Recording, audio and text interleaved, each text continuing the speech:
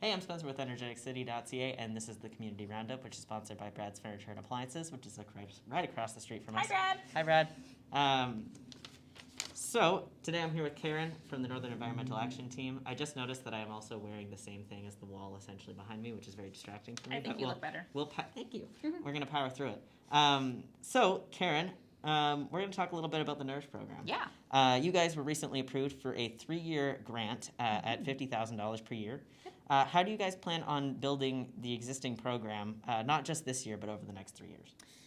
So Nourish is definitely a work in progress, and that doesn't mean that it's not fantastic today. It really is. Yeah. So it's, for those that don't know, a food rescue, and that means that we accept in partnership with the Salvation Army food that is coming out of grocery stores. So it's no longer sellable. Those are the clamshells where, you know, a strawberry is moldy, or we're looking at food that's getting to its sell-by date. Not necessarily it hasn't gone bad, but it can't be sold in stores in a traditional way. Right. So we take all that food and we'll sort out the moldy strawberries, and we do a lot of composting and a lot of support of local farms. We send a lot of chicken feed out the door. And then we use what's remaining to feed clients that are coming into the food bank. And so sometimes that looks like jams and jellies and salsa and soup, but sometimes that looks like frozen meals as well. So, so yeah, it's a pretty exciting program. And I believe last year you did, 22,000 pounds of food? So Nourish itself processed 22,000 pounds. Yeah, not you single-handedly. No, that would be a superhuman effort, which I think that you could, but probably. Well, no, maybe not. It's a flex. That's a lot, but it doesn't, like, on top of that is what the Salvation Army is receiving as well. So like the amount of food that's actually being distributed through the food bank is actually astronomical at this point in time. Yeah, no, it's huge. And the need is very, very severe. Now, over the last little bit, we've heard a lot of, these terms, food security, supply chains. Could you explain what both of those mean and how they're kind of related? So food security is the idea that we have access to food that is appropriate and affordable. Right. So we often talk about A's when we talk about food security. And basically what that means is that if you go to the grocery store, you're able to afford food that is familiar to you. Right. And it's available in a channel that you can access it through, right? So we're not talking about Joe Blow with, a trunk full of wrapped meat in the parking lot. That's not what we're talking about. We're talking about the ability, right, to go to the store and to be able to afford to feed your family there, something that you want to feed them, right? So we would say that somebody is food insecure if none of those needs are being met, or some of those areas are not being met. And that's really what food security means. In terms of supply chains are complicated. And they're multinational chains of where items move from point A to point B, basically. Right. And we obviously, it's not a surprise here, we're up the road on a supply chain. Really? I know, shocking. So things like weather, things like the cost of fuel, all of those pieces, as well as the ease of transporting an item across a border, is all going to impact our ability to actually get we need. And for a city of 20,000 people, all the way up the highway, it's a fair number of trucks on a daily basis that will provide us food. It's a bit of a jaunt for the average It person. Absolutely is. Right. So another kind of term that I've seen a lot is food literacy. Yeah. Can you tell me what that means? Yeah, for sure. So food literacy is the idea that you kind of know what you're doing, and you feel comfortable. I know, shocking, huh? I don't know what that's so like. It could be that I know what to do with apples.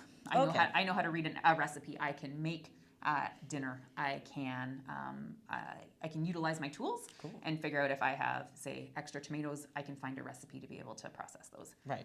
And so literacy is really the ability to action around food. Right. Yeah. You know how to read food.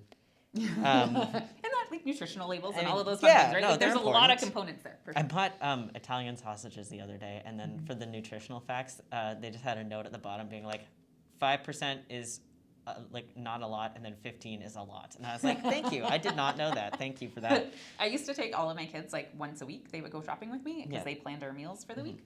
And so we had a lot of conversations about the nutritional labels and about making good choices at the point of purchase. Yeah.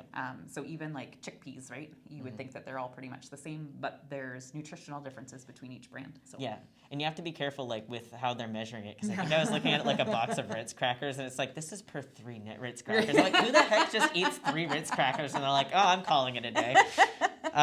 Anyway, so that's read the fine print. Yeah. So how will Nourish and/or Neat work to improve food security within our community? We are really working on dignity. That's the piece that's really important to us right now. And it's a piece that I think is equally important to our community partners. So some of the stuff that Nourish makes, even over the summer, we'll make a whole line of popsicles, right? We'll make ice cream. We'll make some of those things that we know are not necessarily accessible treats for families, right? Because we want to make sure that, you know, kids have the same opportunity to have a summer treat, regardless of the financial position that their family happens to be in. Right. And the same thing would apply to Meals on Wheels, right? We want to make sure that, you know, grandma or your aunts and uncles or whoever happens to be accessing Meals on Wheels is treated like a human being throughout that entire process. So that's the key value that's really driving most of those decisions. I have a tree in my head. Dude, I saw that. You know, with Meals on Wheels, have you found like previously there's kind of an issue with the dignity aspect of it, or? I think transitioning from the hospital, providing hospital food, and there's really nothing wrong with it. It just might not be what people really feel is homey, right? Fair enough. Yeah.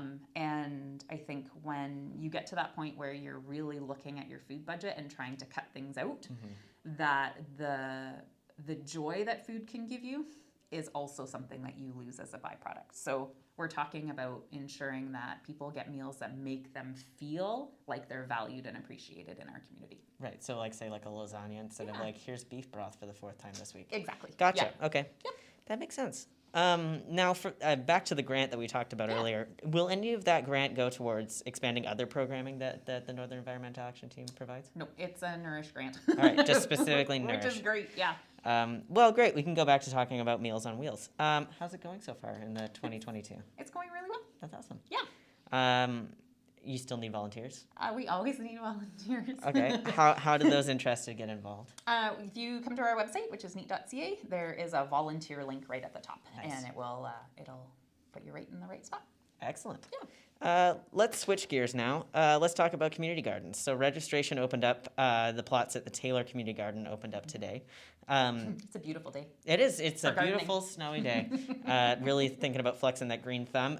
For those in Fort St. John who want to do so, when can residents apply, and will registration be required at the ones here? Registration is always required. Okay. Yeah. So you can't just go in and start planting stuff. Unfortunately, please don't. Okay. Yeah. Please refrain from doing that. We get lots of phone calls about that. So yeah, registration will open probably towards the end of the month. We've got a couple of I's to dot and T's to cross just to make sure that we are moving in the right direction. But yeah, we've got a whole bunch of beds available. And if you rented a bed last year, you have first right of refusal. So community-wide registration will probably open early in April. Okay. Yeah.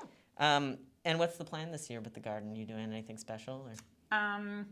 We are going to finish our hugel culture beds. Yeah, we'll probably grow some stuff for Nourish. Can you tell me a little bit more about what you just said? Because I totally just missed it. Hugel culture? What is that? Can you say that again? Hugel culture. Hugel culture. This is where masks really are short. Yeah, no, they're really rough. I can't read lips. It starts with an H. H, okay. And it, hugel. Hugel. Hugel culture. Like, it's like Google, but with an H. Yeah. Okay, cool. Yeah. There we go. So it's a process of layering. It's like a permaculture kind of technique. Is it like lasagna gardening? A little bit, yeah. Talking a lot about lasagna today. Yeah. It's applicable in lots of places.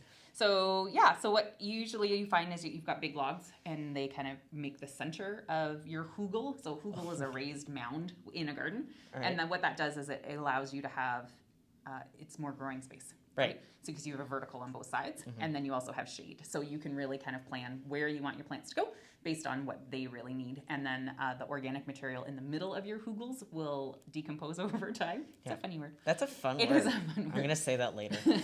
So it'll decompose over time, which again feeds the plants that are there. So it's really cool. That's awesome. Yeah. It's a fun word and it's fun. It is. That's excellent. Is there anything else you want to talk about today? No, I think I'm good. All right. Well, I'm going to let you get back to being absorbed by the ficus. It's a very lovely tree. Loving the trees today. Yeah. You know what? You gotta do that action for the environment. Well, this has been the Community Roundup, sponsored by Brad's Furniture Appliances. Thank you to Karen for letting me crash her boardroom and Thank hang out you. with her in the ficus. Some say that she's actually connected to the tree. I have seen her without it, so it's okay. Thank you so much again for letting me stop by. And I've been Spence for energeticcity.ca. Thank you so much for watching.